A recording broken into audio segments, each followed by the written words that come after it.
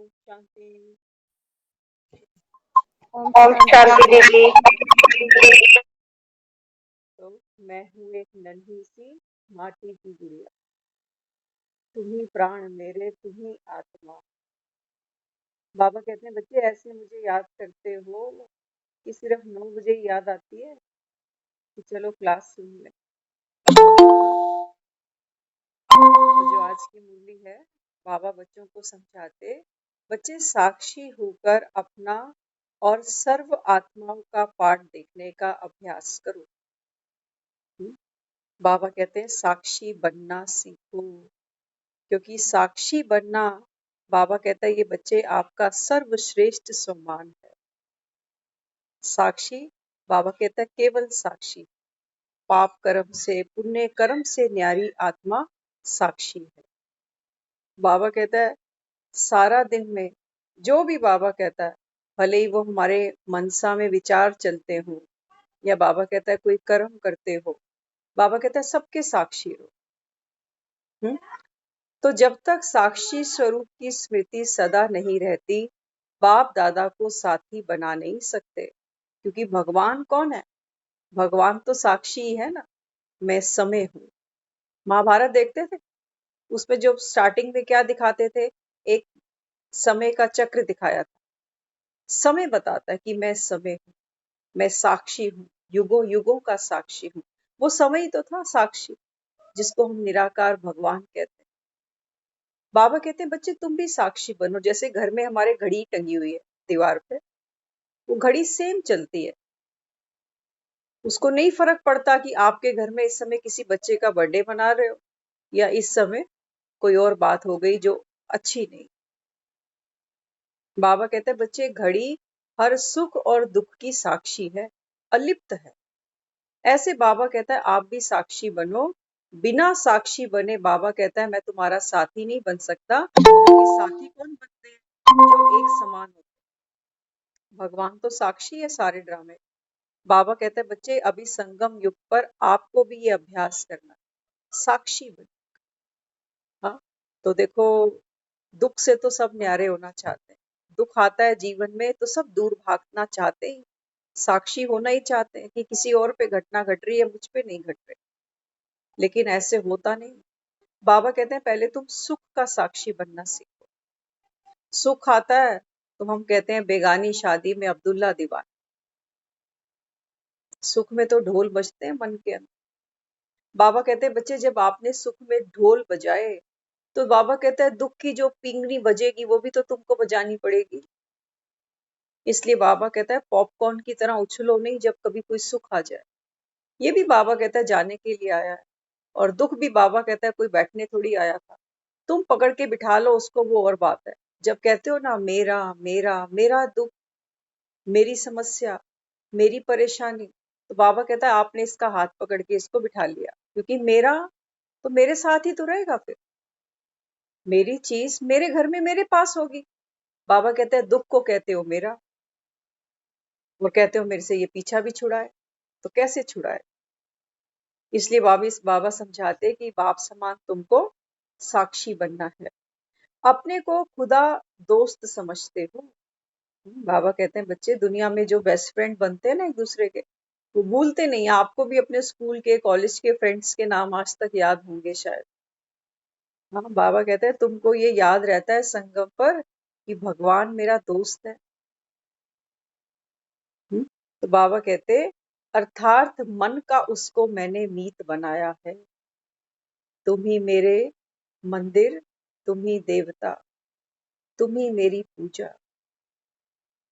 बाबा कहता है ऐसा मीत तुमने मुझे बनाया है, या याद तो कोई और ही आते। जिनके लिए रोटियां बनाते हैं ना, बस हमें वही याद आते। सच्चाई है।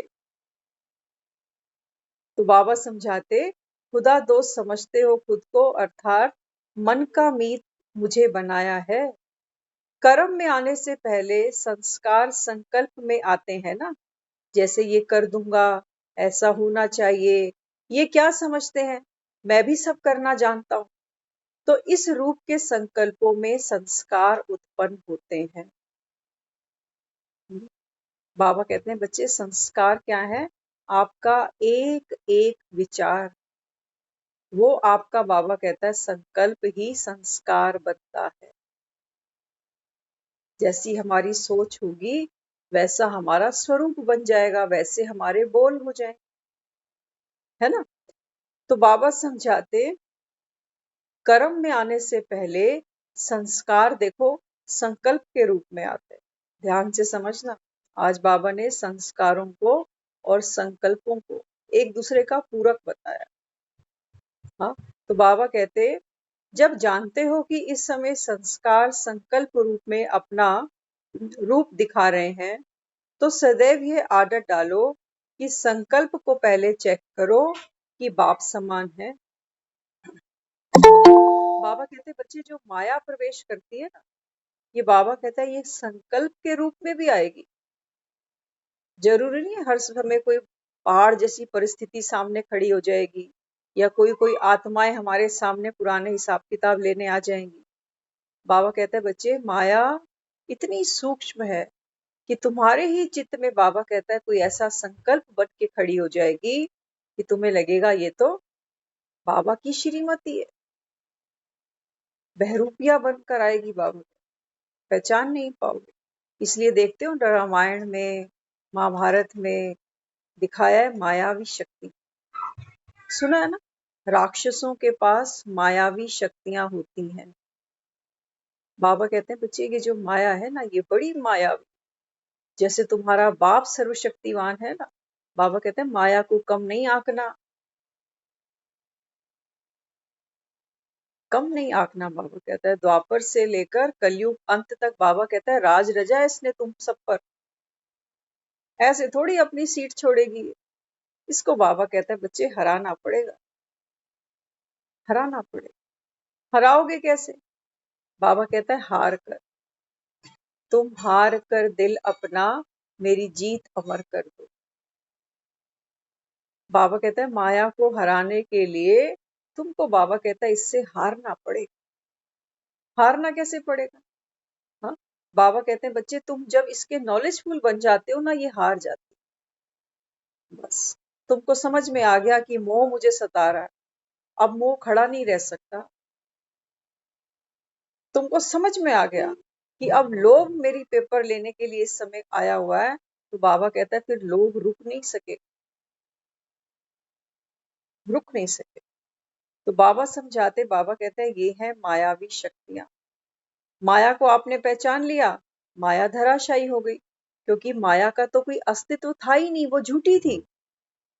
हमने झूठ को पहचान लिया, सच को समझ लिया, तो झूठ को तो गिरना ही है।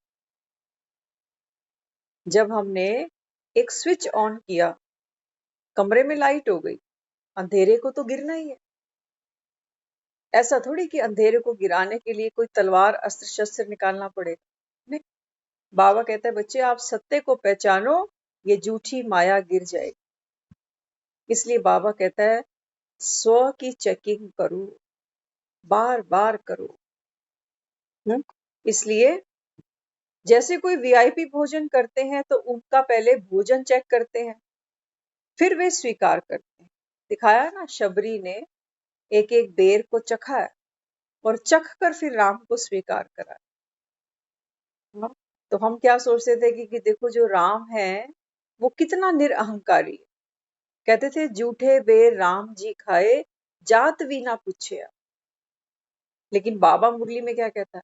बाबा कहता है बच्चे मैं तब तक तुम्हारे बेर नहीं स्वीकार सकता, बेर माना हमारे संकल्प। बाबा कहता है इस दुनिया में ऐसी कोई चीज नहीं है जो तुम्हारी हो, चाहे तुम मुझे दूध चढ़ाओ, फूल चढ़ाओ, फल चढ़ाओ, नोट चढ़ाओ, बाबा कहता है तुम्हारा कुछ भी नहीं। हाँ, तुम्हारी एक चीज अपनी है जिसको क्या सोचते हो, मेरी बुद्धि, मेरा मन, मेरा विचार। बाबा कहता है इस बुद्धि इस मन से बाबा कहता है जो तुमने उपजाया, एक एक तुम्हारा संकल्प, एक एक तुम्हारा विचार, वो कहता है ये मुझ पर चढ़ा। लेकिन चढ़ाएं कैसे? शुद्ध ना, क्योंकि मंदिरों में हमने जब भी भोग लगाया है तो शुद्ध पवित्र भोग लगाया। ऐसा तो नहीं कि अपने ही ग्लास में जाकर भोग लगा दिया, जूठे ग्लास में। नहीं, वहां के लिए तो हमने बर्तन भी अलग रखे, मंदिरों के लिए। हाँ, तो बाबा कहते हैं कि बच्चे इस समय मन का भोजन, बाबा कहता है वो सोच समझ के मुझे चढ़ाना, जूठा नहीं चढ़ा दे। तो कौन सा चढ़ाएं? बाबा कहता है बच्चे शुद्ध विचार।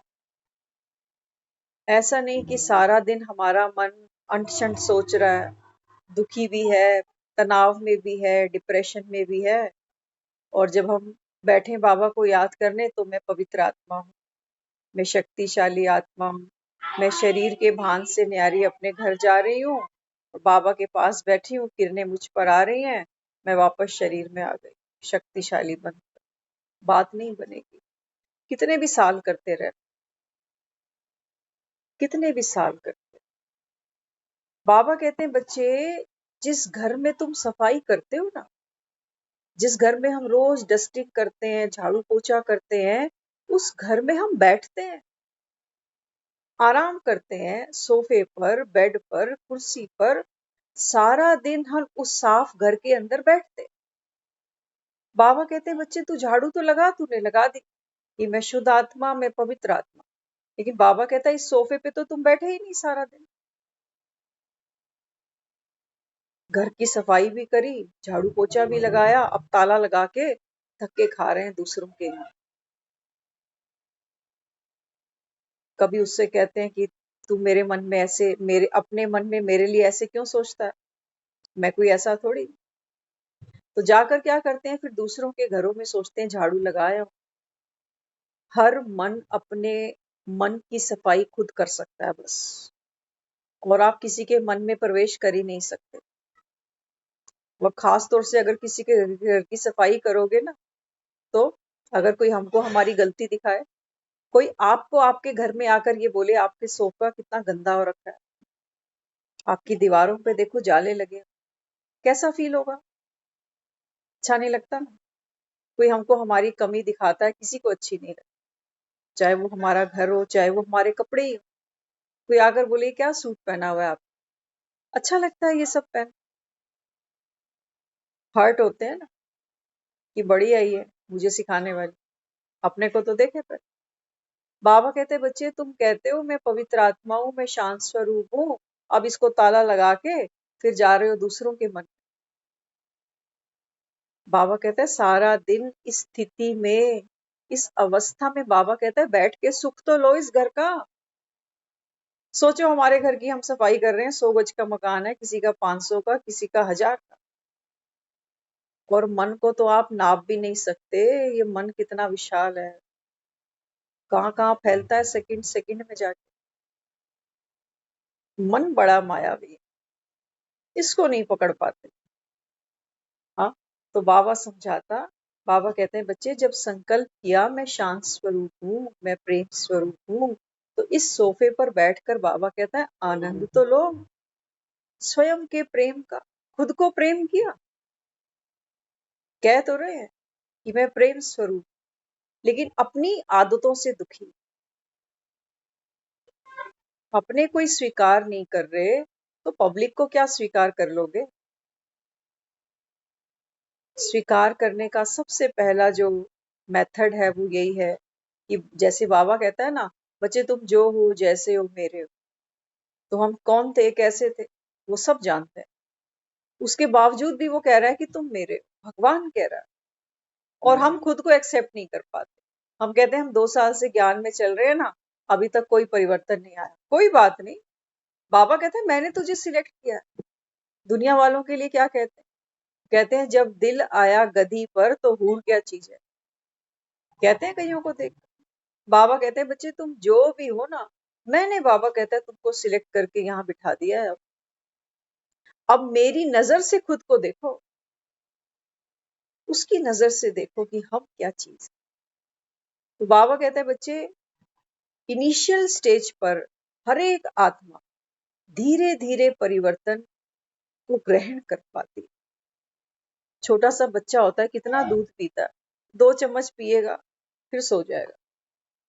धीरे धीरे बच्चा बड़ा होता है, हाफ बॉटल पीता है, पूरी बॉटल पीता है, फिर उसकी डाइट बढ़ती जाती है। बाबा कहते हैं तुम भी लगे रहो, थोड़ी थोड़ी मुरली पहले समझ में नहीं आएगी, सोचेंगे रोज क्या सुननी है, फिर जब समझ में आने लगेगी तो फिर ये लगेगा कि मुरली नहीं मिली आज। पुराने जो बाबा के यज्ञ के बच्चे थे ना, वो ऐसे बताते थे उनका पुरुषार्थ कि जब तक वो सुबह मुरली नहीं सुनते थे ना, मुख में पानी नहीं लेते थे। कहते थे जब तक हम बाबा के यज्ञ की सेवा नहीं करेंगे तब तक हम खा नहीं सकते यज्ञ का। हम जो सब रसोइयों में खा रहे हैं ना, बाबा कहता है बच्चे ये है तो बाप का ही दिया हुआ, तुम कहाँ से ले आए? भक्ति में तो तुमने कहा है तेरा ही दित्ता खाने या तेरा लख लख शुक्र मनाने। ये नहीं सोचना कि हम कमा के लाते हैं और हम खा रहे हैं। बाबा कहता है बाप के घर से खाओ, तो बाबा कहता है बच्चे सुख पाओ। मैं को छोड़ो, अब बाबा कहता है ये मैं तुमको बहुत दुख देने वाली है अगर नहीं छोड़ी तो। इसलिए बाबा यहाँ समझाते वे बड़े आदमी आपके आगे क्या है। बाबा कहता है दुनिया में देखो लोगों का भोजन बनता है, पहले चेक किया जाता है सब ठीक है ना, कोई नुकसान तो नहीं होगा खाने वाले को। बाबा कहता है इतने बड़े बड़े वीआईपी तुम्हारे आगे क्या चीज है। आपके राज्य में ये बड़े आदमी पांव भी नहीं रख सकते। बाबा कहते हैं यहाँ के टाटा अंबानी सतयुग में पांव नहीं रख सकते। आज भी आप देख लो बड़े बड़े लोग होते हैं ना, ये मंदिरों में बड़े कम जा पाते, बहुत कम। हम एक जगह जॉब करते थे, तो हमारा जो बॉस था वो सरदार थे। उनके जो ड्राइवर थे वो कई बार कहते साहब ने बस पैसा ही कमाया है। बाकी आप मानो एक सरदार बैसाखी के दिन भी गुरुद्वारे ना जाए, क्योंकि ड्राइवर है सब जगह वही लेके जाता है, कहाँ जाते हैं क्या। तो कहते हैं ये वो सरदार साहब है हमारे जो बैसाखी के दिन भी गुरुद्वारे मत्था नहीं टेकने जाते। टाइम नहीं है इनके पास। बस वैसे कभी रोड से गाड़ी इधर उधर होगी तो बस हाथ बाहर से ही जोड़ लेते हैं, बाकी अंदर नहीं जाते। और वो भी क्यों जोड़ते हैं सब जानते हैं। चढ़ी हुई गुड्डी नू चढ़ाई रखी दाती है, कि जो मैं इतना चढ़ गया हूं, इतना रुतबा, इतना नाम, इतना पैसा, बस मुझे ऐसे ही चढ़ा के रखी, इसीलिए हाथ जोड़ देते हैं। हाँ, तो बाबा क्या समझाता? बाबा कहते हैं तो आप विशेष आत्माओं का यह संकल्प रूपी बुद्धि का भोजन चेक होना चाहिए। चेक होना चाहिए। बाबा कहते हैं बच्चे एक व्रत भी हम रखते हैं ना, हम चेक करते हैं कि आज हम सारा दिन वही खा रहे हैं ना जो व्रत में खाना चाहिए था। ऐसा नहीं होता कि कोई रिश्तेदार मिलने आ गया तो हमने व्रत तोड़ दिया, होगा नहीं। बाबा कहते हैं भगत बेचारे नियम के इतने पक्के हैं कि बीमारी भी होगी ना तब भी बाबा कहता है वो व्रत का उल्लंघन नहीं करते। मर जाएंगे लेकिन बाबा कहता है व्रत नहीं तोड़ेंगे। और यहाँ बाबा कहते हैं बच्चे आप सारा दिन चेक करते हो, तुम्हारा बाबा कहता है अन्न का तो व्रत नहीं है, लेकिन हाँ मन को जो भोजन हम खिलाते हैं सारा दिन, क्या देखा, क्या सुना, क्या पढ़ा, क्या देखा। बाबा कहता है ये आपका ये सब कर्म इंद्रियां जो है ना हमारी, ये सब बाहर और भीतर दोनों से जुड़ी हुई। हमारी आंखें जो देखती हैं वो अंदर रजिस्टर्ड होता है। कान जो सुनते हैं, बाबा कहता है ना आत्मा सुनती है कानों से, आत्मा देखती है आंखों से। जैसे हम खाना खाते हैं हाथों से, हाथ थोड़ी खाना खा रहे हैं। हाथ तो निवाले को तोड़ेंगे, मुख में डालेंगे, और एक प्रोसीजर है वो पेट में जाएगी रोटी, वहां से पचकर खून बनकर सारे शरीर में दौड़ेगी। ऐसे ही बाबा कहता है, बाबा कहता है बच्चे तुम जो भी कुछ देखते हो, सुनते हो, बोलते हो, बाबा कहते हैं यहाँ जाता है, यहाँ से बाबा कहता है उसका रस बनता है, और रस बनकर बाबा कहता है फिर वो तुम्हारे संस्कार बनकर दौड़ते हैं। जैसे रोटी खून बनकर दौड़ती है, बाबा कहता है तुम्हारे विचार, तुम्हारे संकल्प ही तुम्हारे संस्कार बनकर तुमको दौड़ाते हैं, तुम्हारी शक्ति बन जाती है। तो जैसा सुनेंगे बाबा कहता है फिर वैसा ही बोलेंगे। इसलिए बाबा समझाते बिना चेकिंग के स्वीकार करते हो ना बच्चे, इसलिए फिर धोखा खाते हो। करके देखना, कभी कभी फिजूल की बातें लेके बैठ जाते हैं एक दो के साथ, फोन पर बैठ जाते हैं, बातें करते करते फोन पे ही झगड़ा हो जाता, मूड खराब करके उठते हैं। करते नहीं करते? जैसे कोई खाना खा लिया, देखने में तो बड़ा लग रहा था कि अच्छा होगा, स्वाद होगा, अब मुंह में डाल रहे हैं तो बेस्वाद है, ना थूक सकते हैं उसको, ना अंदर निगल पा रहे हैं। क्या करें? बाबा कहते हैं यही तुम्हारी दुर्दशा हो जाती है। कहते हो क्या करें? थूके कैसे? कैसे बाहर वाले को मना करें कि मत सुना, रिश्तेदारी है, सहेली है, नाराज हो गई तो मुझे दिल का हाल नहीं देगी तो बेचारी किसको देगी? दिल की भड़ास कहाँ निकालेगी? तो हम बैठे हैं ना भड़ास निकालने के लिए। जैसे एग्जॉस्ट फैन चलाते हो ना रसोई में, सारी गंदगी एग्जॉस्ट बाहर ले जाएगा। बाबा कहते हैं दुनिया ने तुमको एग्जॉस्ट बना के रखा हुआ है कि भाई मेरी गंदगी तू ले जा। एग्जॉस्ट की शक्ल देखा करो, 4-6 महीने अगर उसकी सफाई ना करो ना, एग्जॉस्ट फैन को देखा करो कैसे हो जाता, सब चिपक जाता है उसके ऊपर, सारी ऑयल, ये डस्ट वस्ट सब कुछ।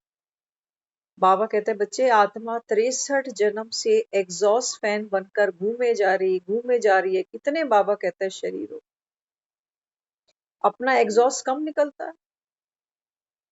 अपने अंदर से गंदगी कम निकलती है क्या? मन के विचारों की, दूसरों के पर चिंतन की। बाबा कहते हैं तुम दूसरों की भी ले आते हो। ले आते हैं ना, तो बाबा कहते हैं फिर मन भारी तो होगा, फिर लाइटनेस कहाँ से तुमको फील होगी? फिर तो उदासी आनी ही है। कल परसों हम कुछ दिन पहले किसी के पास खड़े थे तो उन्होंने हमको दिखाया, कहते हैं देखो हमने ना अपना एग्जॉस्ट फैन नया लगवाया। तो वो पुराना वाला क्या किया? कहते हैं वो चलता तो था लेकिन इतना गंदा हो गया था वो, अब उसको कौन साफ करे, हम तो नया ही ले आए। अब ये तो नई नहीं मिल सकती ना कि 1000-2000 खर्चा करे और इसको नई ले आए, पुरानी कौन साफ करे?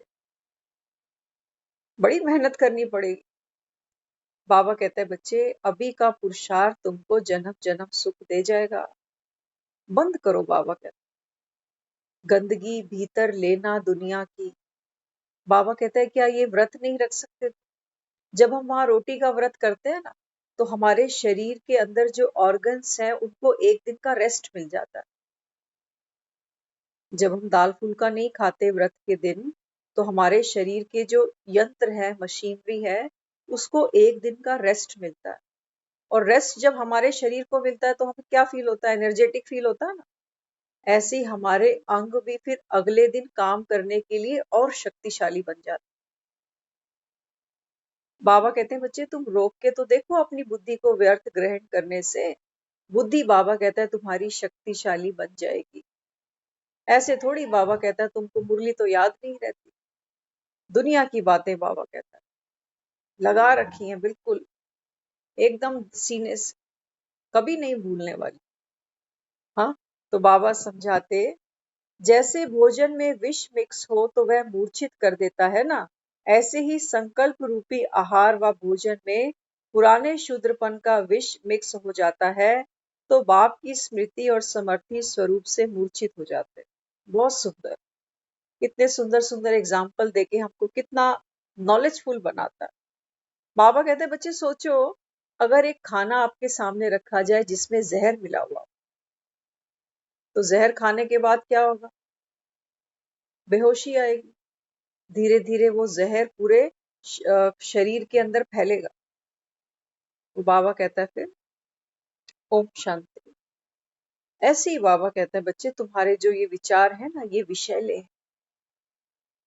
पता ही नहीं दुनिया क्या एक दूसरे को सुनाती जा रही है, खिलाते जा रहे हैं। किस नाम पर? गपशप के नाम पर। किस नाम पर? चिट चैट के नाम पर। बाबा कहते हैं कि बच्चे जैसे ये मन का भोजन तुम्हारा विषाक्त है, और जब ये विषाक्त भोजन करते हो ना, तो बाबा कहता है फिर तुमको मूर्छा आ जाती है, बेहोशी आ जाती है। तब तुमको ये भूल जाता है कि मैं कौन हूँ, खुदा दोस्त है मेरा, तुमको भूल ही जाता। तो बाबा कहते हैं समर्थी भी गायब हो जाती, क्योंकि बेहोशी में आपको क्या पता कि मैं पहलवान। बेहोशी में एक पहलवान को भी अगर आप बेहोश कर दो ना, तो वो भी उठने बैठने लायक नहीं बन रह सकता। फिर बेहोशी ऐसी चीज है। तो बाबा समझाते, बाप और शिक्षक इन संबंधों का सुख अनुभव करते हो, लेकिन सर्व संबंधों के सुखों की प्राप्ति का अनुभव कम करते हो। हाँ, बाबा कहते हैं बच्चे, नॉलेजफुल तो तुम बन गए कि वो भगवान मेरा बाप भी है, शिक्षक भी है, सदगुरु भी है, और इस समय बाप बनकर वर्षा दे रहा है, टीचर बन के शिक्षाएं दे रहा है, और गुरु बनकर गति सिद्धति का मार्ग बता रहा है। बाबा कहता है रट्टे तो तुमने अच्छे लगा लिए, लेकिन रट्टे मारने के बाबा कहते हैं यहाँ नंबर नहीं है। हाँ, बाबा कहते हैं कि बच्चे, इन संबंधों के सुखों की प्राप्ति का अनुभव करते हो। अनुभव वाले बाबा कहता है पास विद ऑनर होंगे। अनुभव वाले। इसलिए बाबा कहते हैं, जिन संबंधों के सुखों का अनुभव नहीं किया है, उन संबंधों में बुद्धि का लगाव जाता है ना। संबंध होते हैं हमारे माँ के, बाप के, भाई के, बहन के, बेटी के, इसके उसके। बाबा कहते हैं जो संबंध तुमको संसार में नहीं मिल पाता ना, बुद्धि उसकी तरफ जाती है। जैसे जीभ होती है ना, एक जगह जहां स्पेस खाली होगा दांत का, वो बार बार वहीं जाती है। तो बाबा कहते हैं तुम्हारा लगाव कहाँ जाता है फिर? उस संबंध की तरफ जाता है, और वह आत्मा का लगाव व बुद्धि की लगन फिर विघन बन जाती है। बाबा कहता है अगर तुम्हारी बुद्धि संसार में ही दौड़ती रही, और दौड़ तो रही है, जो संबंध है भी सही, ये सुचारू रूप से तो काम नहीं कर रहे आज, दुखी तो होते हैं। कहते हैं बच्चे आजकल सुनते नहीं, सुनते हैं। हाँ, बाबा कहते हैं बच्चे, इस समय जो कलयुग है, ये बाबा कहता है अंत की तरफ बढ़ रहा है। खबरें सुन रहे हो आजकल? हाँ, क्या आ रहा है? अभी तूफान आ रहा है बॉम्ब के रूप में। बाबा कहते हैं बच्चे तुम घबराना नहीं। ये बाबा कहता है जो भी खबरें तुम्हारे तक पहुंचे, समझना समय की जो रफ्तार है ये बढ़ती जा रही, समाप्ति का समय नजदीक आ रहा है। ये सोने का टाइम नहीं है, अभी जागने का टाइम। हाँ, तो बाबा समझाते, अगर इस समय बाप से सर्व संबंधों का सुख तुमने नहीं लिया, तो सर्व सुखों की प्राप्ति में सर्व संबंधों की रसना लेने में कमी रह जाएगी। देखो जीभ होती है ना, जीभ सब स्वाद मांगती है। आप खूब नमकीन खाते जाओ तो आपका मन करेगा आप कुछ मीठा खाएं। खूब मीठा खाते जाओ, फिर मीठे से अक जाओगे, फिर कहोगे अब कुछ नमकीन चाहिए, कसैला भी चाहिए। कई बार डॉक्टर ही कहते हैं आपके मुख में अब स्वाद नहीं रहा, सलाइवा नहीं बन रहा, कुछ कड़वा खाओ। करते हैं नहीं करते? कभी तीखा खाते हैं, कभी फीका खाते हैं। तो बाबा भी क्या समझाता? बाबा कहते हैं बच्चे, इस समय अगर आप आत्माओं ने सर्व संबंधों का सुख एक भगवान से नहीं लिया ना, तो बाबा कहता है फिर अंत समय बुद्धि इन लोगों की तरफ जाएगी। इसलिए देखो सबसे इंपॉर्टेंट बात क्या है, जब हम ये ज्ञान सुनते हैं ना, तो कुछ कुछ हम ज्ञान का मतलब ऐसे निकाल लेते हैं कि जो संबंध हमको मिले हैं, आज सुबह अगर आपने मुरली सुनी हो तो वरदान खूब सुंदर। बाबा ने हमको यूनिटी संगठन का महत्व समझाया। बाबा कहते हैं बच्चे जैसे एक हार होता है ना, आप मंदिर में जाते हो, एक हार खरीदते हो, माला खरीदते हो, माला वो कहेगा 100 रुपए की है, 200 रुपए की है, लेकिन आप बोलो एक फूल दे दो तो वो आपको 10 रुपए में भी दे देगा। केले खरीदने जाओ बाजार, दर्जन केले खरीदो, उसका एक अलग रेट है, लेकिन उसको बोलो एक केला तोड़ के दे दे, तो टूटे केले की क्या वैल्यू है? गुच्छे की वैल्यू। बाबा कहते हैं बच्चे, संसार में इस समय बाबा कहता है कैसी भी आत्मा, कैसी भी परिस्थिति, बाबा कहता है कैसे भी संबंध तुमको निभाने पड़े ना, किनारा नहीं कर देना। अलग होके निकल जाओगे, बाबा कहता है मोती की कोई वैल्यू नहीं है। मोती की वैल्यू तो माला में रहने से है। इसलिए कभी नहीं, देखो आज के समय में तो लोग एक परिवार में भी रहना नहीं चाहते, नहीं रहना चाहते ना, कहते हैं रोक टोक नहीं चाहिए। इसलिए हमने सबको इंडिपेंडेंट बना दिया आज, क्योंकि इंडिपेंडेंट है, अपना रहो खाओ पियो, कौन देखने आ रहा है। लेकिन आत्मा की जो पावर्स हैं वो एकदम डिप्लीटेड मोड में है। अकेले रहने के बाद भी कौन से पावरफुल हैं, कौन से पावरफुल। हाँ ये है, विकारों को करने के लिए कोई रोक टोक नहीं है, जब मर्जी खाओ जो मर्जी खाओ, उठो बैठो, कोई आए जाए, वो राम राज्य मानते हैं इस चीज को। लेकिन ये सुख नहीं है, ये विकारी जीवन। तो बाबा कहता है ये देर सवेर आलस, नींद, बीमारी, रुग्णता। आजकल आप देखो 40 साल के लोग बुजुर्ग दिखने लग गए हैं आज। आजकल के बच्चे आप देखना, 14-15 साल की जो लड़की होती है ना, वो आपको 20-22 साल की दिखती है। क्यों? क्यों? खाना पीना, हमारी सोसाइटी, हमारा सर्कल, सब कर रहे हैं, हम क्यों नहीं करें? फर्क पड़ा ना। तो इसलिए बाबा समझाता, बाबा कहते हैं कि बच्चे, सर्व संबंध इस समय किससे निभाने हैं? बाप से। लेकिन इसका मतलब ये नहीं कि जो हमारे साथ और आत्माएं बैठी हैं इनको इनको किनारा कर दे। ये सब तो मरने ही वाले हैं, ममत्व क्या रखना। बाबा कहता है बच्चे आपको निभाना है, लेकिन निभाना कैसे? बाबा कहते हैं बच्चे निभाना तुमको ऐसे है, मुंह की रगे तोड़कर। ये थोड़ी है कि रोटी बना के बच्चों को नहीं खिलाएंगे। बाबा कहते हैं तुम्हारी रचना है, तुमको बाबा कहता है पालना करनी पड़ेगी। लेकिन हाँ, आप दुखी नहीं होना कि हम कितना बच्चों के लिए करते हैं, बच्चे हमारे लिए क्या करते हैं।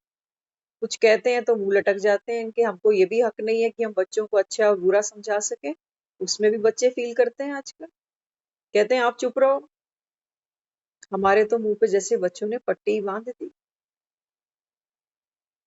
बाबा कहते हैं नहीं बच्चे, सबको आत्मा दे। आत्मा समझकर बाबा कहता है आत्मा से संबंध निभाओ। और संबंध कैसा होगा आत्मा से? रूहानी। 2 गज की दूरी, मास्क है जरूरी। हाँ, तो बाबा कहते सबको ये जानो कि सब एक परिवार के हैं, एक पिता के हैं, एक घर से आए। अब बाबा कहता है निभाओ। मेरा नहीं, मेरा कह दोगे तो बाबा कहता है फिर माया बीच में आ गई। मेरे बच्चे तो मेरे ही हैं। मेरे इशारे पर, मेरी समझ पर मेरे बच्चे चलने चाहिए। आज आप चला के देखो अपने बच्चों को, एक सूट एक कपड़ा ही मार्केट से खरीद के ले आओ, वो बच्चे नहीं, रिजेक्ट कर देते हैं, कहते नहीं हमें पसंद ही नहीं आया। पहनते हैं, हमने पूरा जीवन नहीं पहना लाया हुआ कपड़ा, कभी नहीं पहना। हम ही तो हैं, हम दूसरों पर उंगली रखते हैं, हम ही है वो। आपको कोई कुछ दे जाए पहनने के लिए, नहीं अच्छा लगता, हम उसके टेस्ट में कमी निकालते नहीं निकालते। तो दूसरों को हम कैसे एकदम उनको हावी हो जाते हैं उनके ऊपर कि ये हमारी चीज को क्यों नहीं वो करता। क्या हमारी चॉइस इतनी खराब है? वो कपड़ा नहीं पहन रहे हमारी मर्जी का, वो हमारी मर्जी से शादी कर लेंगे? हमने तो कर ली, हमें तो जहां ले जाके बिठा दिया माँ बाप ने, हम बैठ गए। क्योंकि उस समय इंटरनेट नहीं होते थे, कोएड स्कूल नहीं होते थे, लड़कों की भी चॉइस नहीं चलती थी एक जमाने में कि इससे करेगा या किसी और से करेगा, जबान दे आते थे बस। और शादियां भी कैसे होती थी, एक फोटो तक नहीं खींची जाती थी शादियों। पुराने समय में कहाँ होते थे फोटोग्राफर। और बाबा कहते हैं बच्चे कमाल की बात है, हम अपनी बात करें, हमारे जो पेरेंट्स है उनकी शादी की कोई फोटो हमने तो कभी देखी नहीं। तो बाबा कहता है तुम सतयुग में देवी देवताओं की फोटोएं आज तक लेके बैठे हो, ये किसने खींची? किसने खींची? बाबा कहते हैं देवताओं को कभी किसी ने देखा ही। द्वापर में बाबा कहता है बच्चे ये तुम्हारी ही कल्पना।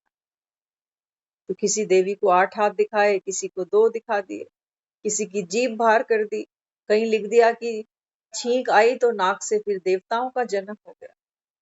बाबा कहते हैं बच्चे ऐसे होता है क्या? किसी को छींक आए और जन्म ले ले कोई? हाँ, तो बाबा समझाते सर्व आत्माओं को बाबा कहता है तुमने सुख देना। देखो, अगर ऐसी बात होती ना कि बाबा ये कहता कि सर्व संबंध एक मुझसे निभाओ, तो बाबा फिर ये कभी नहीं कहता कि दूसरी आत्माओं को सुख दो। कहता? वो नहीं मना करता कि दूसरों से निभाना नहीं है, बच्चों को भी सुख देना। लेकिन बच्चे मान के नहीं कि मैंने पैदा किया है, तो गड़बड़ हो जाएगी, तो गड़बड़ हो जाएगी। बाबा कहता है इनको सुख दो, लेकिन सेवा ये समझना कि राम की हो रही। बिल्कुल वैसे ही समझना, जैसे सोचो आप सब यहाँ माताएं बहनें मुरली सुन रही हो। सोचो आपके भाई के बच्चे, आप बुआ हो गए, आपके भाई के बच्चे, अब छुट्टियां चल रही हैं स्कूलों की, तो 2 दिन 4 दिन आपके पास आके रुक गए वो बच्चे। बच्चों को आपने खूब खिलाया पिलाया घुमाया फिराया, लेकिन किसके मुंह से? भाई के बच्चे। यही तो ना, रिश्ता किससे है? पहला रिश्ता भाई से। तब उसके बच्चों को हमने वो प्यार दिया। बाबा कहता है ऐसे ही ये जिनके भी साथ में खिलाते पिलाते हो घुमाते फिराते हो, बाबा कहता है ये बच्चे मेरे हैं, तेरे नहीं है। तेरे होंगे तो तुम बड़ा दुख मानोगे जब ये बच्चे हफ्ते बाद कहेंगे अच्छा तो हम चलते हैं। जब ये बच्चे सेटल होंगे नौकरियों में धंधों में परिवारों में अपने बच्चों में, तब तुम बड़े दुखी होगे कि बताओ इस दिन के लिए इनको खिलाया पिलाया था। हर्ट होगे ना। लेकिन भाई के बच्चे होंगे, 15 दिन बाद भी बोलेंगे अच्छा हम अब जा रहे हैं, तो आप रोओगे नहीं। आपको पता है ये मेहमान है इनको जाना है, पर आपको ये भी पता हो क्योंकि आप साक्षी हो ना, मैं भी तो मेहमान हूं, मुझे भी तो जाना है। मेरा ये पार्ट था, इन आत्माओं को मैंने सुख देना था। और धन्यवाद उस प्रभु का जिसने मुझे ये शरीर दिया, स्वस्थ शरीर दिया, ताकि मैं दूसरी आत्माओं की सेवा कर पाई। और ये सेवा करके मैंने इनको राम की प्रत्यक्षता जाहिर करनी चाहिए कि ऐसा रूहानी प्यार और संसार में कहीं नहीं होता। रोटियां तो बच्चे सब घरों में खा लेते, लेकिन जब मैंने इन बच्चों को रोटी खिलाई ना, तो मैंने शिव के भंडारे से खिलाई। मैंने बाबा की याद में खिलाई है कि बाबा ये बच्चे आपसे वर्षा लें, आपके हैं, आपके घर के आपके भंडारी में आके इन्होंने खाना खाया है बाबा, तो इनके हृदय को परिवर्तन करना। करते हैं हम ऐसे? हम ऐसे नहीं करते। हम रोटियां तो बना रहे हैं, मेहनत खूब कर रहे हैं, पसीने पसीने होते हैं तवे के आगे खड़े हो, लेकिन बच्चे मेरे हैं। बाबा कहता है ये देह का भान ही तो तुमको दुखी करता है। इसलिए बाबा समझाते, इन सुखों में निरंतर रहने से और सर्व संबंध असार नीरस अनुभव करोगे। समझ लेना ध्यान से। वो मुरली में एक कंपेयर दे रहा है। वो कहता है कि जब तुम सर्व संबंध मुझसे अनुभव करते हो ना, तो दुनिया के सारे रिश्ते फीके लगते हैं। लेकिन ये याद रखना, हमने जब 4 युगों में पार्ट बजाना है ना, तो ये हमको नहीं मिलेगा फिर बाबा। वो कहता है कि मेरी पावर्स को यूज कर कर दूसरी आत्माओं के संबंध संपर्क में जाओ। पावर मेरी। तो बाबा कहता है अब जाओ इनके संबंध संपर्क में। और बाबा कहता है प्रेम स्वरूप सुख स्वरूप शांत स्वरूप बनकर बाबा कहता है इन आत्माओं को तुम सुख। भगवान हमसे थोड़ी सुख मांग रहा है। जब वो ये कह रहा है कि बच्चे सर्व सुख सर्व संबंध एक मुझसे जोड़ो, तो क्या वो हमसे सुख मांगना चाह रहा है? वो तो सागर है। वो कहता है जब तुम मुझसे कनेक्ट होते हो ना, तो बाबा कहता है बच्चे वो एनर्जी तुम में फ्लो होने लगती है। जैसे एक पिता को याद करो आप, बाप तो याद आता है बेटी को, है ना? एक पिता को याद करो, तो पिता से जो हमको मोहब्बत मिली प्यार मिला वो माँ ने नहीं दिया। माँ ने जो दिया वो बाप ने नहीं दिया। रोल हो गया ना जुदा जुदा। भाई को याद करो बहन को याद करो, सबके लव सबका है, लेकिन लव की एनर्जी सबकी अलग अलग है। सबकी जैसे बिजली घर में एक ही है आपके, सबके घरों में बिजली के मीटर लगे हुए हैं ना, तो बिजली सबके घर में एक ही आ रही है पावर सप्लाई, लेकिन हर इंस्टॉलमेंट में वही बिजली चल रही है। लेकिन हर बिजली का सुख अलग अलग है। बिजली एक ही है। कोई आपको फ्रिज बन के पानी ठंडा दे रही, कोई आपके लिए एसी चला रही, कोई आपको कूलर दे रही है, कोई आपके लिए केटल में गरम गरम चाय बना रही है। एनर्जी तो एक ही थी। बाबा कहता है बच्चे, इस समय सर्व संबंधों का सुख मुझसे अनुभव करो। क्यों? क्योंकि हमारा मन दूसरी आत्माओं से वो सुख अनुभव करने के लिए दुखी होता है। वो कहते हैं हम कर रहे हैं इनके साथ, लेकिन ये क्यों नहीं करते? बाबा कहते बच्चे, ज्ञान तो तुम सुन रहे हो, अंतिम जन्म तुम्हारा है, हिसाब किताब तुम चुकतू कर रहे हो, तुमको सतयुग में जाना। दूसरों को बाबा कहता है सोने दो। बाबा कहता है सारे थोड़ी सतयुग में जाएंगे, सारे बच्चे बाबा कहता है एक जैसा थोड़ी पढ़े। कई को तो भरोसा ही नहीं आता कि भगवान आया हुआ। कहते हैं छोड़ो जी, खूब सुने ऐसे बाबे, खूब जेलें भरी पड़ी। तो बाबा जो कहता है ना, बाबा कहता है तुम मुझसे सुख का अनुभव करो, दुनिया की तरफ नहीं देखो कि बेटा ऐसा बहू ऐसी। हाँ, होता है ना, रिश्तों में टकराव आता है, संस्कार टकराते हैं तो मन दुखी होता है। करते हैं लेकिन मन अंदर से रोता जाता है कि क्यों करूं। होता भी नहीं शरीर से, लेकिन इनको तो दिखता भी नहीं। कभी ये भी नहीं कहते कि आप बैठो आज छुट्टी है, 2 रोटी हम ही खिला दें आपको। बाबा कहते बच्चे, इस समय हर एक आत्मा जो है ना कमजोर है। हर कोई सुख पाना चाह रहा है, देने की बाबा कहता है श्रद्धा भी नहीं है, क्षमता भी नहीं है। क्षमता भी तो हो ना। सोचते तो है कि कर देंगे, करेंगे कभी, लेकिन क्षमता तो हो। क्षमता तो हो। कुछ आपके घर में ऐसे इलेक्ट्रिकल इक्विपमेंट्स आते हैं जो पावर के पॉइंट के बिना नहीं चलाते हो आप। होते हैं ना, कहते हैं ये जैसे एसी आप चलाओ तो उसके लिए पावर का पॉइंट चाहिए, रेगुलर पॉइंट पे वो नहीं चलेगा। बाबा कहते हैं बच्चे, किसी को देने के लिए पावर का पॉइंट चाहिए, लेने के लिए पावर का पॉइंट नहीं चाहिए। लेकिन देने के लिए तुमको शक्तिशाली बनना पड़ेगा, और शक्ति आए कहां से, पावर आए कहां से? पावर हाउस से। इसलिए बाबा कहता है साक्षी बनो। साक्षी नहीं बनोगे तो दुखी हो जाओ। अपने भी साक्षी बनो, अपने पार्ट के भी साक्षी बनो, तो बाबा कहता है तुम दूसरों के पार्ट के भी साक्षी बन जाओगे। लेकिन हम क्या करते हैं, हम दूसरों के साक्षी तो बार बार हो जाते हैं, बार बार परचिंतन में जाते हैं और खुद मन दुखी करते हैं। बाबा कहता है, मैं कहता हूँ सुदर्शन चलाओ, खुद को देखो।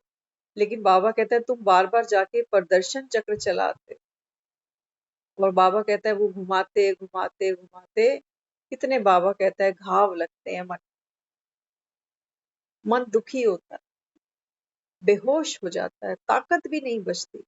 लेकिन बाबा कहता है तुम बाज तो फिर भी नहीं आते। हाँ, इसीलिए सर्व कंप्लेंट समाप्त करके अब कंप्लीट बनना है। बाबा कहते हैं मुझे कोई कंप्लेंट नहीं सुनाओ कि बाबा परिस्थिति ऐसी, मेरा शरीर ऐसा, मेरा रोग ऐसा, मेरा खुद का संस्कार ऐसा। बाबा कहता है नहीं, कंप्लेंट नहीं। बाबा कहता है अब तो कंप्लीट बनकर दिखा दो। समझा? अपने कंप्लेंट्स का रिस्पॉन्स। हाँ, बाबा कहता है रोज आए दिन बाबा को कुछ ना कुछ कहते ही रहते हो, बाबा इसकी वजह से, उसकी वजह से। बाबा कहता है आज मैंने तुम्हारे सब कंप्लेंट्स को आंसर कर दिया। अभी तक गिरने चढ़ने में, स्वयं को संभालने में, बुद्धि को ठिकाने लगाने में काफी समय बाबा कहता है बर्बाद किया। तो ये समय बच जाएगा और कमाई में जमा हो जाएगा। जो पैसे बेकार खर्च हो रहे थे, बाबा कहता है ये फिजूल खर्ची रोक लो अभी। करते हैं ना कई बारी घर में ऐसा कि ये पैसा हमारा ऐसे ही बेकार जा रहा है, तो ये खर्चा हम अभी रोक लेते हैं, ये पैसे हम यहाँ खर्च लें।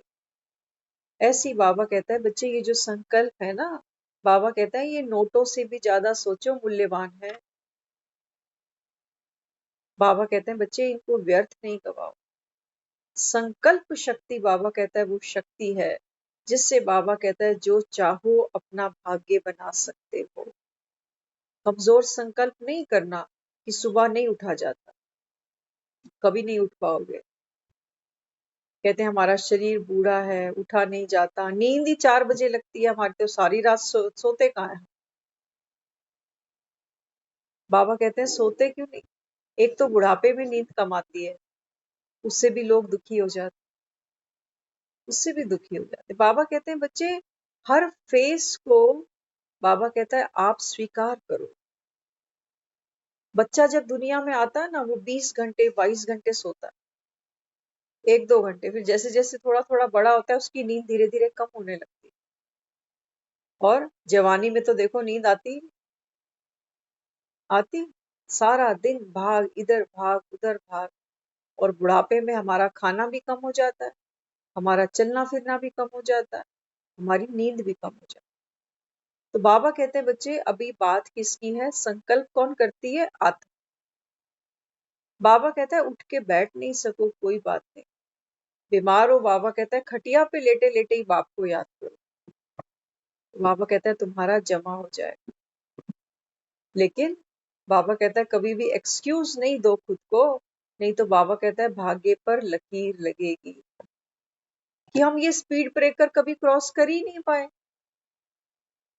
होता है ना, रास्ते में स्पीड ब्रेकर आते हैं तो कोई ब्रेक लगा के वहीं खड़ा हो जाए कि ये तो मैं पार ही नहीं कर पाऊं। बाबा कहते हैं नहीं बच्चे, ये जो स्पीड ब्रेकर आया भी, ये किस लिए आया? बाबा कहते हैं ये आया तुमको अलर्ट करने के लिए। सोचो किसी ने स्पीड ब्रेकर देखा ही नहीं और भगाए जाए गाड़ी, तो गाड़ी तो उछलेगी स्पीड ब्रेकर। बाबा कहते हैं बच्चे, आपका पुरुषार्थ कैसा होना चाहिए? ऐसा नहीं कि कभी बाढ़ की तरह और कभी बिल्कुल सूखी नदी की तरह। जैसे खाना हम रोज खाते हैं ना, एक लिमिट एक मर्यादा में खाते हैं, रोज खाते हैं। ऐसा नहीं सोचते कि आज संडे है तो चलो 6 दिन का खाना आज ही खा लेंगे। रोज खाते हैं, थोड़ा थोड़ा अपनी रिक्वायरमेंट के अकॉर्डिंग खाते हैं। तो बाबा कहते हैं बच्चे, आपका पुरुषार्थ भी कैसा होना चाहिए कि रात के राही थक मत जाना, सुबह की मंजिल दूर नहीं है अभी। तो बाबा कहते हैं बच्चे, अभी साक्षी का पाठ खेलना। ओम शांति।